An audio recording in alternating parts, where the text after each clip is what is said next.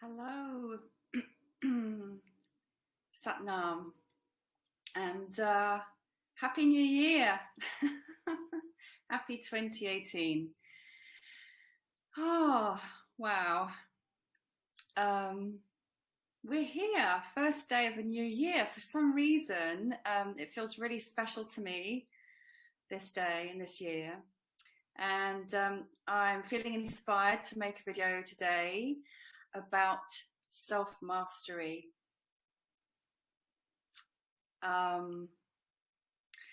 Yeah, this video is about self-mastery and why that's important, and also what I'm going to be offering at the beginning of this year towards that. So it's about self-mastery. So why have I chosen the topic of self-mastery? Well, there are lots of reasons, and I'm going to just speak about 4 or 5 of them. Oh, and by the way, this is, yes, my hair is pink. I've got some pink hairspray, so I wanted to be pink today. But to come back to self-mastery, okay. You know, self-mastery on one hand to me sounds a little bit intimidating. It sounds a little bit strict. It sounds a little bit like discipline. It sounds a little bit harsh.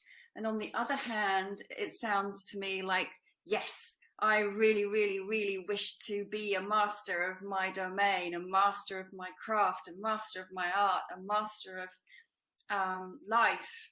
So that's how I respond to the words self-mastery. And I wonder how you respond to them, whether you have that kind of same liking and not liking, or resistance and going towards, or how it strikes you. But anyway, why is it important? 2018 self-mastery. You know, we are in very fast moving times. It feels as if time is speeding up. And in a way, the progress of technology and, in a sense, evolution, everything is speeding up. Changes are happening so quickly, and those who are in the flow are manifesting their dreams into reality very quickly. There's a lot of change, and we're also in a really, really crucial time of transition into a heart-centered world, where the balance of masculine and feminine are coming back into equity. You know, for a long, long time, the balance of power has been out of sync. All right, so masculine has been here and feminine has been here, and now gradually they're coming back in sync, and the feminine is leading the way. But it's about coming back into parity, not into dominance of one energy or the other. And at the same time, all of the old structures that have limited and dominated and controlled, which are really the unawakened or the unevolved masculine and feminine, because although we talk about patriarchy a lot, and you know, I do too, patriarchy could not have thrived were it not also for the unevolved feminine and the shadow feminine supporting and being a part of that dynamic. So that's why there's been so much stuff about the awakening feminine, which I'm a part of, because Shakti is rising, and women around the world are kind of really feeling this calling to wake up, and they've been leading the way, but the masculine within them also is coming to join within. So we're in these times of very fast-paced change, and all the old structures are crumbling and falling away. You'll see that if you look out into the mainstream news and reports of politics and war and financial institutions. It's crumbling. The old system, which is based on those old values, will not be able to thrive and survive for much longer, and a new way of living and being is coming into being, and we're part of that. So there's a lot of chaotic energy all around us, okay, and a lot of change, and it can be disorientating, and it can bring up our fears. part of that system was that we were enslaved, and now we're being asked to unslave ourselves and free ourselves and liberate ourselves and live as the true divine creatures and souls that we are. So to claim our freedom, we also need to claim our self-mastery, to become co-creators, not victims of circumstance. So we're being asked to really step into our truth and our power and to live that. You know, me too, I am speaking to myself as much as to anyone who is listening to this and watching this. So those are the first two things: fast-paced change, chaos, a breakdown of old structures. We're being asked to be co-creators with the divine to create this new template of reality. We're not relying on somebody else to do it for us. It's up to us to create that, and it comes from within our own beings. This is also a time of, this is something that you know that I'm very passionate about and have been for years, divine inner union, the masculine and the feminine waking up and merging together in love within our own hearts and our own beings. That really actually is the end product of a fully ignited Kundalini energy awakening, when our feminine and masculine strands of energy within our own body and energetic body unite. We are whole and we are full and we are complete and we are one, and we recognize our God nature. That is also part of self-mastery. Fourth part of this, I have actually made some notes. I'd normally just ad-lib all of my talks, but I made a couple of notes before this one today. Is that men and women are different. Yes, men and women are different. Of course, there's that nature-nurture debate, and I've been on both ends of that at different times in my life. But right now, I'm coming from the place of there are differences based upon our biological, energetic, physical makeup.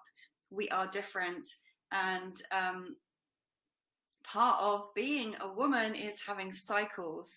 And men don't have those same cycles. They may have other types of tides, but men do not have cycles. The cycles are what connect women to nature. We tend, therefore, if we are in touch with ourselves and with our bodies, and many women are not, because they have so masculinized themselves.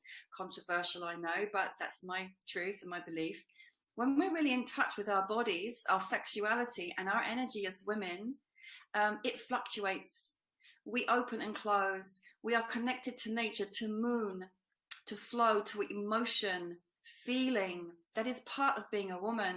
And so self-mastery as a spiritual warrior is also about not controlling that and not repressing that, because that's what patriarchy has done for us for many centuries. No, it's about fully embracing and honoring that part of ourselves and finding the power in it, and also through the path of inner union and self-mastery, working with that rather than allowing sometimes those energies, those emotions, those sexual energies to overtake us and overwhelm us. And I'm speaking again from personal experience and as someone who is really emotional and really sexual. So I know what I'm talking about. Okay, it's not to say that men also do not require self-mastery. We both do, but in different ways, because we're at different poles. Obviously, we're all on a different place on the continuum of that polarity of masculine, feminine, and we all have masculine and feminine within us. Self-mastery will be different, but also a requirement. And for example, for the masculine, it may be that the monkey mind goes crazy. So the mind may be regarded as an aspect of the masculine, right? And when we really get just lost in the ego mind, thoughts and beliefs and judgments, okay, that's also a part of the unawakened masculine mind, which through self-mastery, through understanding and mastering our mind, we then become the masters of our destiny. So it's equally important. And of course, we all have both. So we're working with both, but just speaking to that polarity for a moment. So that's why self-mastery is crucial at this axis and this historical juncture. To thrive in this world at this time, that's what's being asked of us, is self-mastery. Okay, so I am bringing a couple of very particular service offerings to fulfill that need within myself, and also that I'm seeing out there. And that there are two. One is my Awakening Your Ecstatic Potential online courses, and the other one is my Kundalini Yoga teaching and online courses. I'll mention the Kundalini Yoga first. So how does Kundalini Yoga or any form of yoga support us in self-mastery, you might ask? Well, let me answer. This practice, Kundalini Yoga, it aligns and balances the inner masculine and feminine energies. That's the first thing. So this is part of the divine union that's happening in the planet on a massive scale. Through the practice of Kundalini Yoga, we achieve that for ourselves. So we bring into balance the mind and the heart and the sex and the emotions. We bring it all into balance and coherence. It becomes integrated. There's a sense then of wholeness and completion, and of those energies working together within us rather than being dysfunctional and not connected. Kundalini Yoga is also a spiritual yogic practice. All yoga is actually, yoga means union. So it's also about yoking, about linking our ego self, our ego identity. We're not aiming to obliterate the ego identity. We're just aiming to understand our ego identity. Self-awareness is the basis of self-mastery. So acknowledging who we are as an ego identity, but then yoking that ego identity with our higher selves, our soul, our spirit, the divine, however you want to name that. So that our actions come from that place of divine alignment, soul and ego together.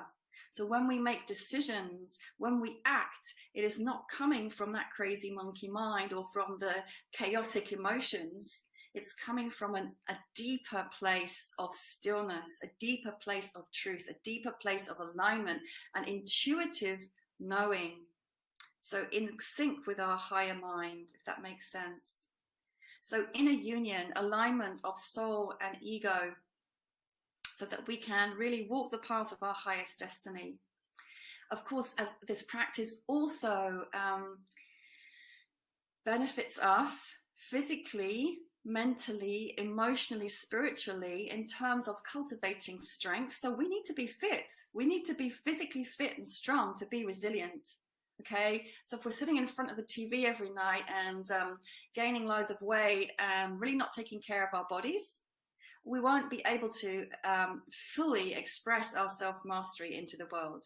So self-mastery requires taking care of this beautiful divine vessel of which, you know, we have the blessing to walk life in this vessel. So it requires keeping this body flexible, keeping this body fit, and not just the body, but the mind, emotions, and spirit, which in yoga are all integrated and regarded as one. They're not separate, they're not distinct. If your body is strong and resilient, it supports your mind in being strong and resilient, and your emotions in being strong and resilient. And in yoga, we work on many different levels of awareness and physicality and all of the energy centers which connect in with different physical organs, for example. So it's a complete and total program of health and well-being. Okay, that's it. That's why and how Kundalini Yoga really supports us in self-mastery. And then I guess, yeah, there is one final point, which is there are very specific meditations and yogic kriyas, which is a sequence of yogic postures and breathing patterns and mudras and mantras in this amazingly powerful technique specifically for self-mastery. Okay, so that course, I'm going to be teaching an online course in Kundalini Yoga for self-mastery starting on Monday, January the 8th. 1 hour class every Monday, live from 8 to 9 a.m, or catch up in your own time. And it's just £25. It's really cheap. So if you're interested in this, go to my website, www.shaktisundari.com, or leave a message below and I will send you the information. Okay. The other thing I wanted to just speak about is awakening your ecstatic potential. This is an online course I've also developed for you to begin a daily practice. So it has a couple of underlying goals and objectives. Number one is to support you in establishing a daily practice, because for self-mastery, I know, and you know, we all know, it's going to require you to have a practice of meditation or stillness of some kind, to really walk through the challenging times ahead. Without that, it's quite likely that you will feel a bit lost and more at the mercy of events and energies. So establishing a daily practice is key, and that's what my Awakening Your Ecstatic Potential course supports you in. It also supports you in connecting with yourself. Basis of self-mastery is self-awareness. It helps you to connect with your body, your mind, your emotions, your spirit, and your energy. The more you're connected to that, the more powerful and free you become.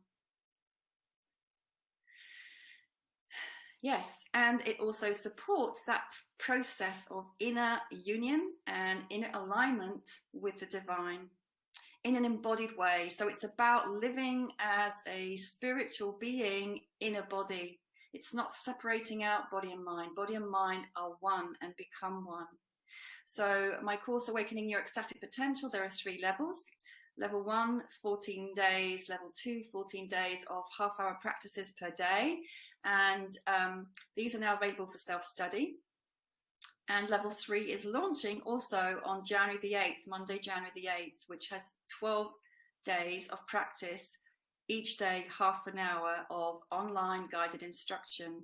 And you, for each of these courses, have access to an online group where you can ask questions, where you can share, where you can connect with others who are going through the same process, and I will answer any questions that you have.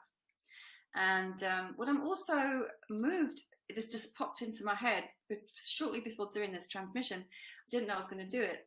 For anyone who wants to take the Awakening Your Ecstatic Potential courses online, levels 1 or levels 2, sort of the foundational level, and then the next level up, they are progressive. I am offering for anyone who registers this month in January, January 2018, a complimentary half-hour one-to-one session as part of your registration. Those online courses cost £100 each, so that's for 14 individual guided practices and the Facebook group. And what I'm adding this month is a complimentary half-hour one-to-one Skype session with me as well, which is of a value of £40. I charge £80 per hour for my one-to-ones on Skype. So again, if this is of interest to you, go to my website, www.shaktisundari.com, and contact me from there, or just put a little message below or PM me and I will get back to you. That is it. So thank you so much for watching. I'm really excited myself about making this my year of self-mastery and supporting you in that as well. Much love, Happy New Year, and look forward to speaking to you again very, very soon. Much love.